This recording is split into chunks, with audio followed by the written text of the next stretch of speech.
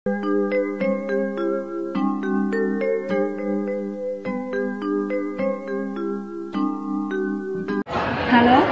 perkenalkan nama saya Niputul Asmarningsih, biasa dipanggil Asmara. Saya guru di SMP Negeri 1 Tabanan. Dalam video ini, saya akan membahas tentang perencanaan pembelajaran tatap muka terbatas, pelaksanaannya, dan evaluasi implementasi pembelajaran tatap muka terbatas. Tapi sebelum berbicara lebih lanjut tentang pembelajaran tatap muka terbatas, saya akan mengulas sedikit terkait pembelajaran jarak jauh di sekolah saya. PJJ di SMP Negeri 1 Tabanan dilaksanakan menggunakan Google Classroom, dan untuk komunikasi yang lebih lancar, kami menggunakan WhatsApp Group. Pertemuan virtual dilaksanakan sedikitnya sebulan sekali atau sesuai kebutuhan melalui Google Meet. Langkah pertama yang saya lakukan sebagai persiapan tatap muka adalah membuat rekap tugas harian siswa. Karena saya menganggap siswa yang mengerjakan atau mengumpulkan tugas adalah siswa yang membaca dan memahami materi. Rekap tugas harian menunjukkan bahwa 48% siswa tidak mengerjakan tugas dengan maksimal dan mereka kemungkinan mengalami learning loss.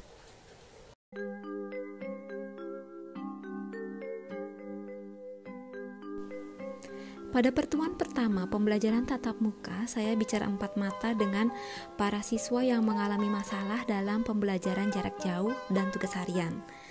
Saat itu, saya menanyakan masalah yang mereka hadapi terkait PJJ dan mencoba mencari jalan keluar bersama.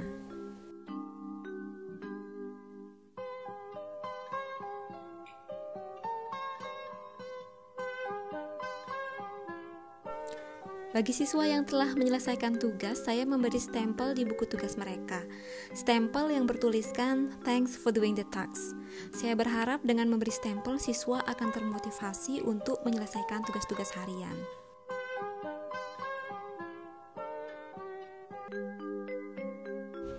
Langkah kedua, saya meninjau kembali isi tugas kelas di Google Classroom.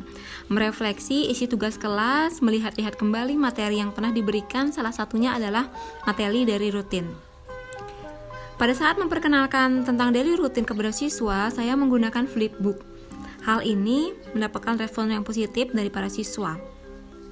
Saya memutuskan untuk merubah seluruh materi yang ada di Google Classroom ke dalam bentuk buku elektronik, kemudian dikumpulkan ke dalam satu topik yang diberi nama Mrs. Asmara's Bookstore.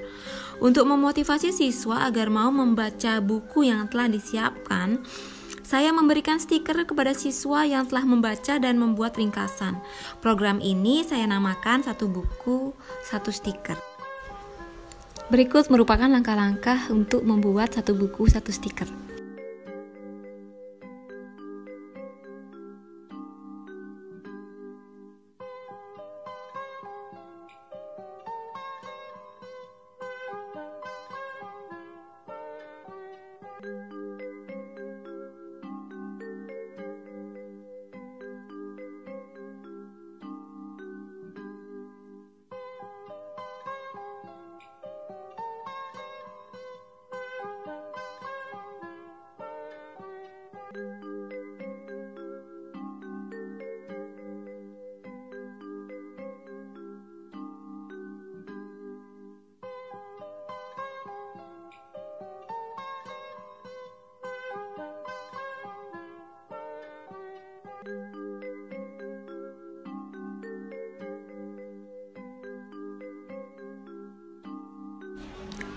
Program Satu Buku Satu Stiker yang dilakukan melalui pemberian topik Mrs. Asmara's Bookstore yang berisikan buku-buku materi selama pembelajaran online diunggah di tugas kelas, dan hal ini mendapatkan respon yang positif dari siswa.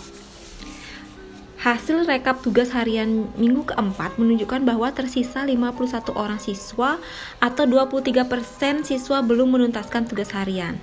Nah, melalui kuesioner terkait Satu Buku Satu Stiker, saya mengetahui bahwa 100% siswa menyukai isi topik Mrs. Asmara's Bookstore dan 97,9% menyatakan bahwa program ini membuat mereka termotivasi untuk belajar bahasa Inggris.